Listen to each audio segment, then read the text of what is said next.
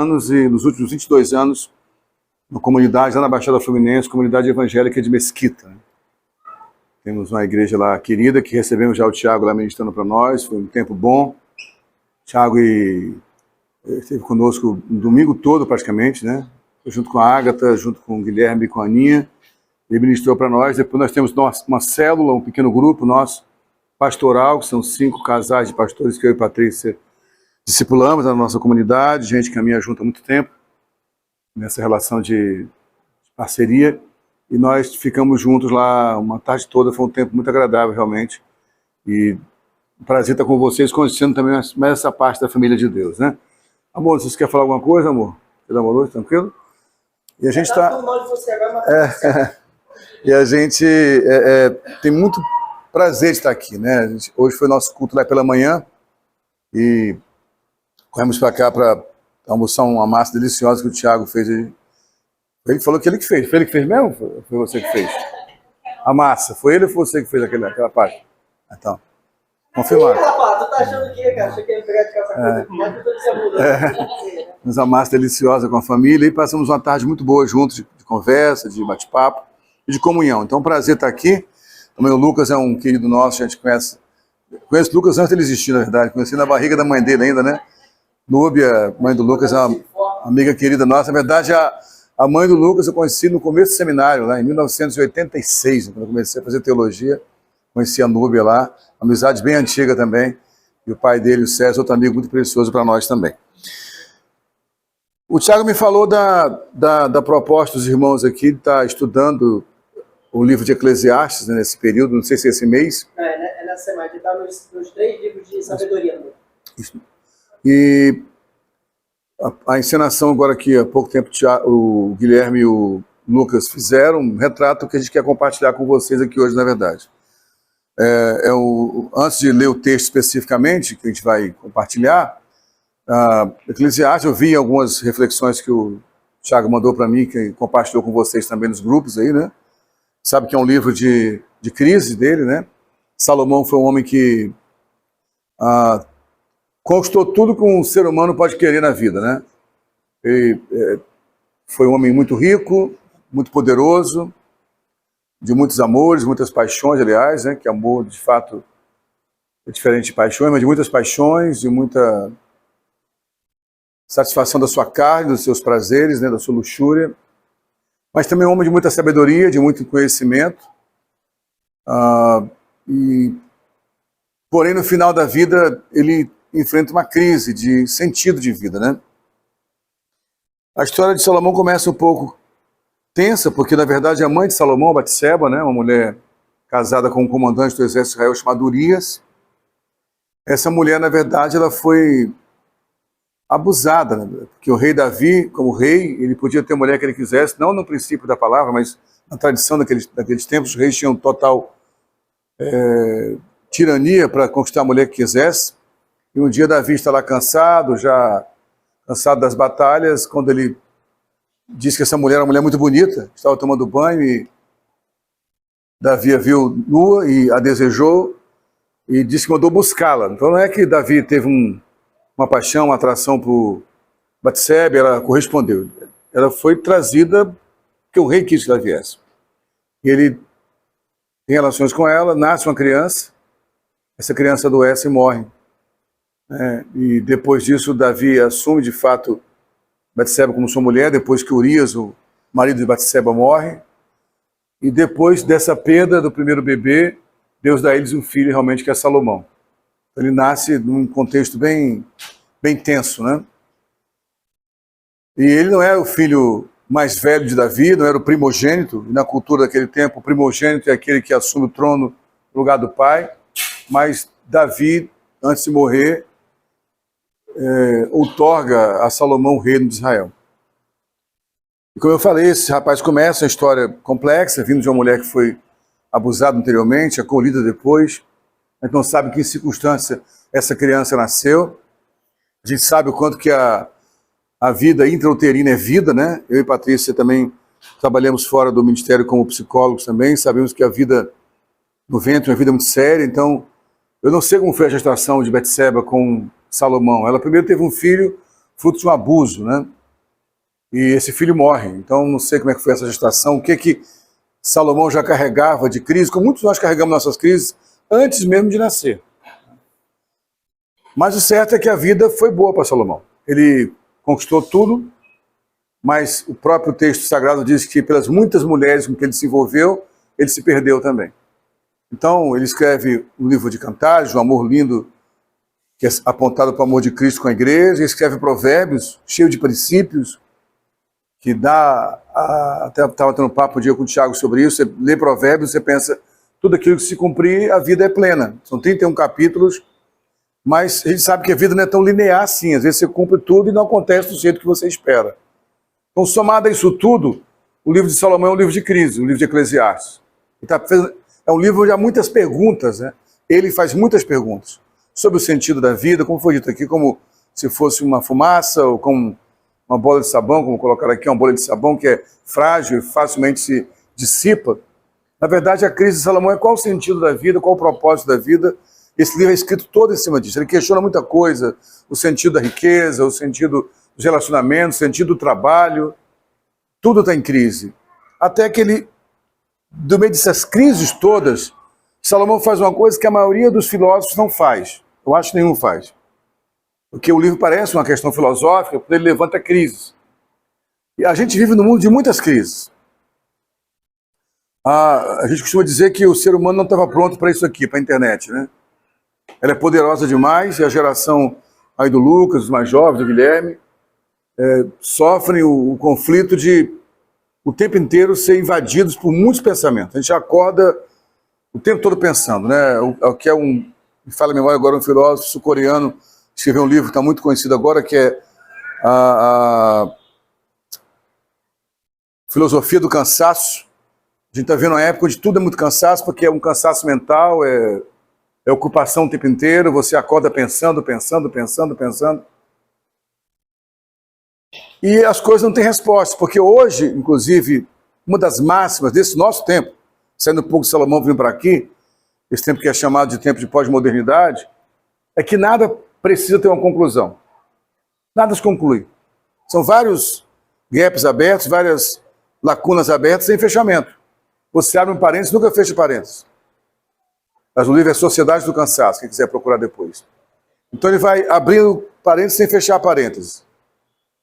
E aí a máxima principal desse tempo é a subjetividade e a relativização. Tudo é relativo, nada... Então, não tem resposta para nada mesmo, é até na crise, as pessoas morrem sem sentido.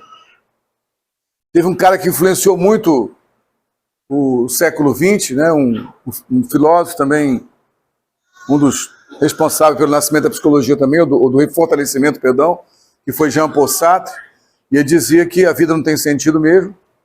Ele tem uma máxima, ele tem uma frase de Jean-Paul Sartre que define a sua filosofia, que é: a existência precede a essência. Ou seja, você existe, mas não tem essência nenhuma.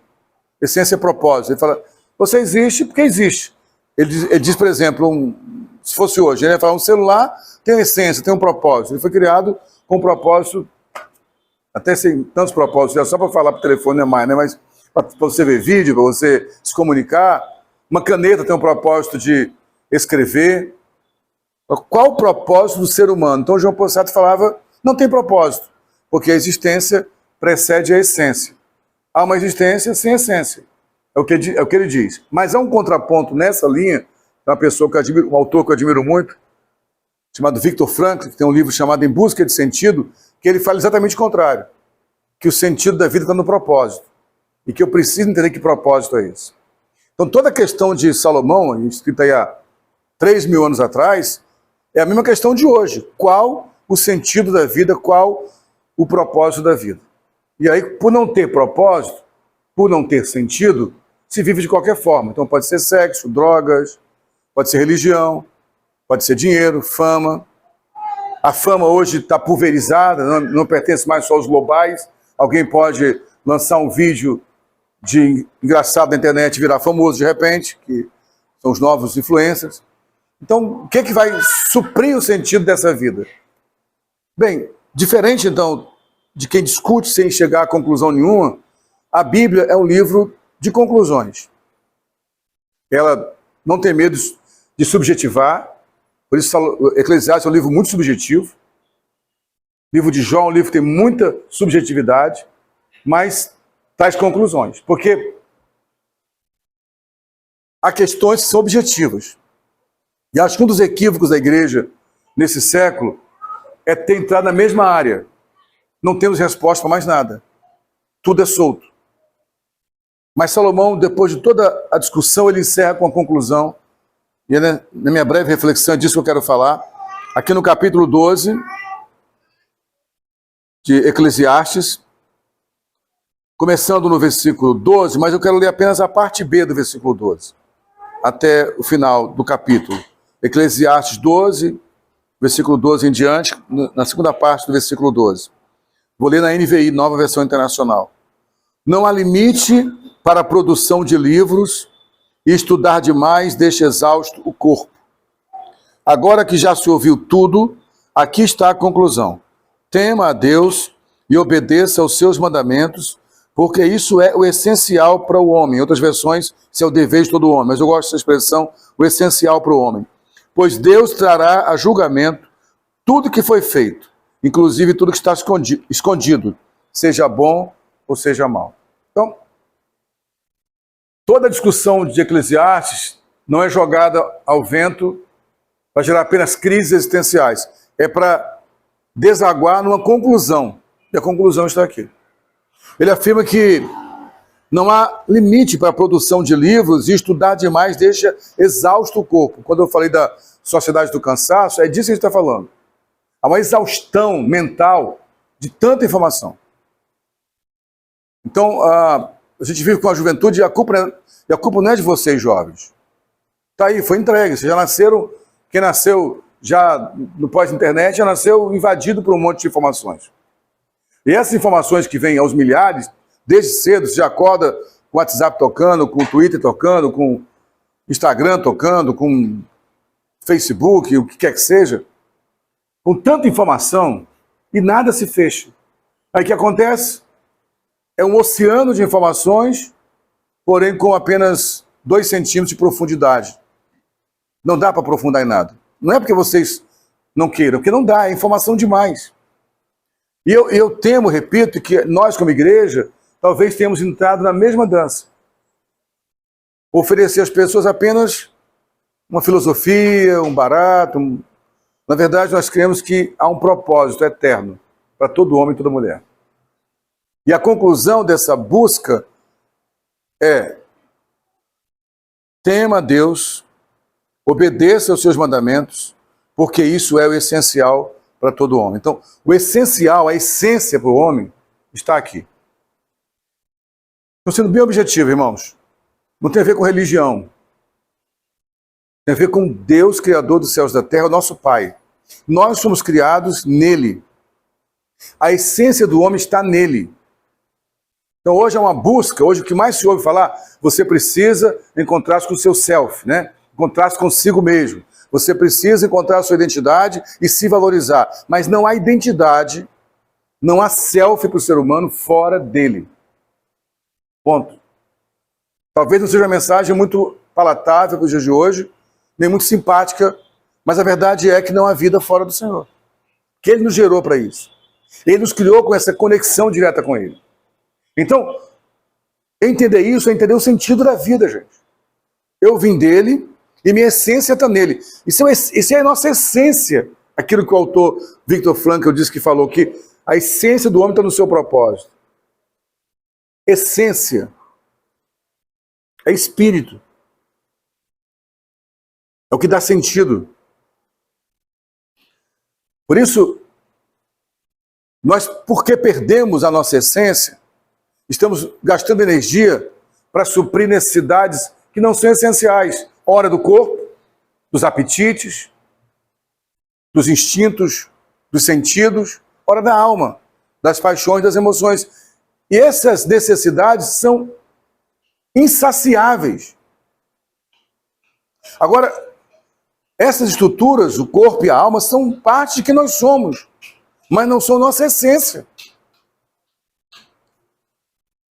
O homem foi criado do barro? Vocês acham isso? O homem foi criado no barro? Na verdade, não. Ele só foi formado no barro. Deus deu forma. O homem foi criado nos céus. E o que faz esse homem criado nos céus ter uma imagem agora que revela uma semelhança, lá no Gênesis, é quando Deus sopra, né? O ar, o vento, o fôlego de vida, e o homem se torna um ser vivente. Então, o que deu vida a esse homem é o Espírito do próprio Deus. Nossa essência está nele. Não tem como encontrar propósito na vida fora dele. Agora, tá bom, Sufar, eu sei, ok. E como é que eu vou saber que essência é essa? É andando com ele. Agora, não tem como, quero que fique bem claro para os irmãos aqui, andar com o Senhor sem reconhecer que Ele é Pai, Ele é maravilhoso, Ele é Criador, mas Ele é Senhor. Por isso, a essência está em obedecer os seus mandamentos e temê-lo. E são palavras que nos dias de hoje são repugnantes. Temor e obediência. Porque logo vai alguém dizer, isso era da lei.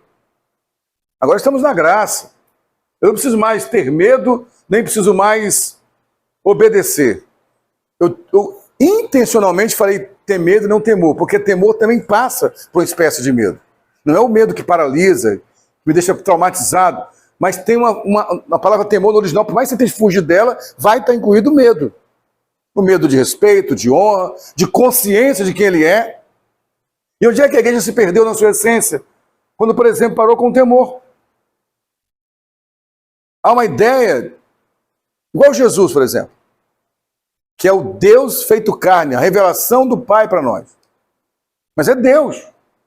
Então as pessoas não têm dificuldade de sentar com a gente que é cristão e falar assim, você é evangélico, você é cristão, você é católico, você é um cristão, poxa, eu não sou cristão não, mas eu acho legal a história de Jesus. Ele foi um cara maneiro. E muitos de nós, para sermos contextualizados, para sermos simpáticos às pessoas, entramos nessa. É verdade, Jesus era legal, mas não é só legal. Jesus é Deus. Ele é Senhor. Antes de ser seu Salvador, ele é seu Senhor. E isso é muito sério, porque parece só uma questão gramatical, ou apenas uma questão de uma palavra. Não, é entender quem ele é. Tem um autor também muito importante para a fé cristã, que é Josh McDowell, que tem um livro As Evidências que Exigem o Veredito. Ele fala algo nesse livro muito forte. Ele fala o seguinte: ou você aceita que Jesus é Senhor e Deus, ou então só restam duas opções. Ou ele foi um louco, ou foi um mentiroso. Porque alguém que fala, eu e o Pai somos um. Alguém que fala, eu sou o caminho, a verdade e a vida. E ninguém vem ao Pai a não ser por mim. Se isso não é verdade, se isso é mentira, ele é um péssimo homem, um mau caráter. Ou então ele é um louco, insano. Mas como sabemos que ele não é louco, nem mentiroso, ele é de fato Deus feito carne. Amém, gente? Então nós estamos só reunidos em nome de alguém que é uma figura histórica interessante, que tem uma palavra legal, que foi homem do bem. Aí hoje Jesus foi criando outras roupagens. Ora ele é apenas um líder revolucionário, ora ele é um idealista dos pobres. Jesus se preocupa com os pobres, Jesus revolucionou a religião de fato, mas ele é Deus. Amém, gente? Então, para eu encontrar a essência na vida, eu preciso voltar a temer o Senhor.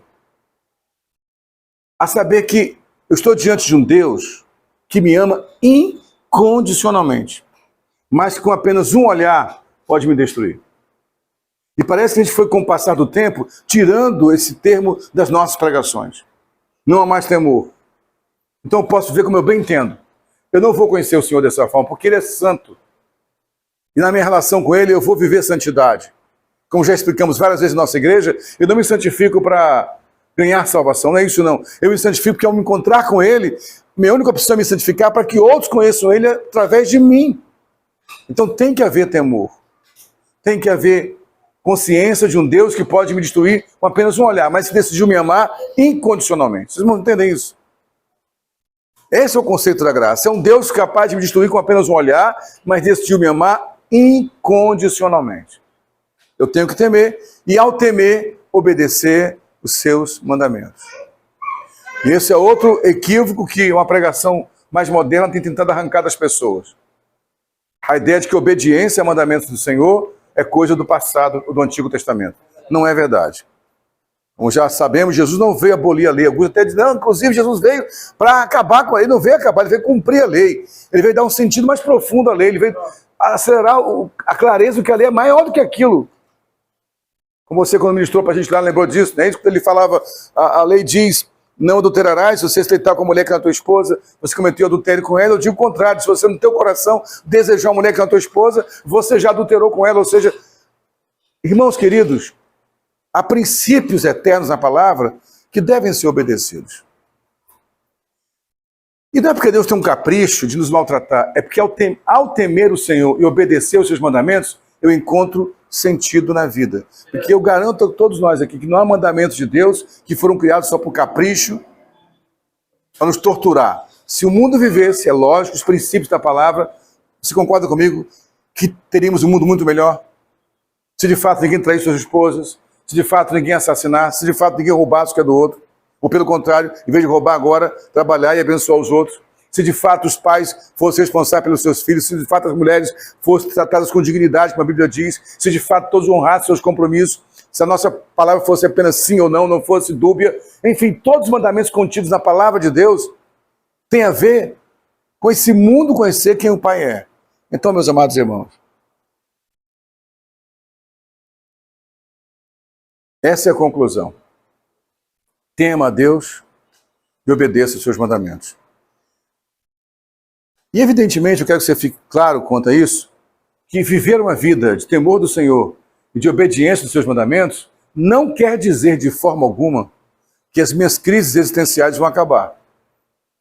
Mas eu vou passar a encontrar o propósito em cada uma delas. Então, me parece que a proporção que nós transformamos a fé cristã, que é uma fé prática, de praxis, em uma questão apenas filosófica, nós roubamos essa humanidade a única opção que eles tinham de ter um lugar onde poderiam ouvir a outro modelo de vida que está na palavra de Deus e no Pai Celestial. Então que nós possamos, hoje à noite, pensar sobre isso. Se eu entendi quem é esse Senhor, e entendi que Ele me criou para o seu propósito, eu preciso encontrar um lugar. Depois ele diz, para fechar aqui, pois Deus trará julgamento tudo que foi feito, inclusive tudo que está escondido, seja bom ou seja mal. Esse apêndice aqui, esse encerramento, esse finalzinho da palavra, é para deixar claro que tudo está patente aos olhos dele. E aí, Deus fez algo maravilhoso. O homem foi criado tendo uma relação próxima com ele, direta com ele. O primeiro Adão tinha relação direta com ele. Não havia um local de culto, não havia um horário de culto, não havia uma liturgia. O homem peca, quebra essa aliança, vem a lei para apontar o quão longe nós fomos. E vem Jesus na plenitude dos tempos para mostrar para nós qual é o verdadeiro caminho. E nessa relação com o Senhor, fica claro para nós que toda a revelação de Deus sempre foi relacional. E aí ele nos deixa claro agora que esse caminho de andar temendo e obedecendo, mesmo tendo coisas escondidas muitas vezes, que nos afastam daquilo que é o temor e a obediência dele, há um caminho para não quebrar esse propósito. Eu quero encerrar com esse texto. Abra sua Bíblia comigo, na primeira carta do apóstolo João, capítulo 1, versículo 7. 1 de João 1, 7.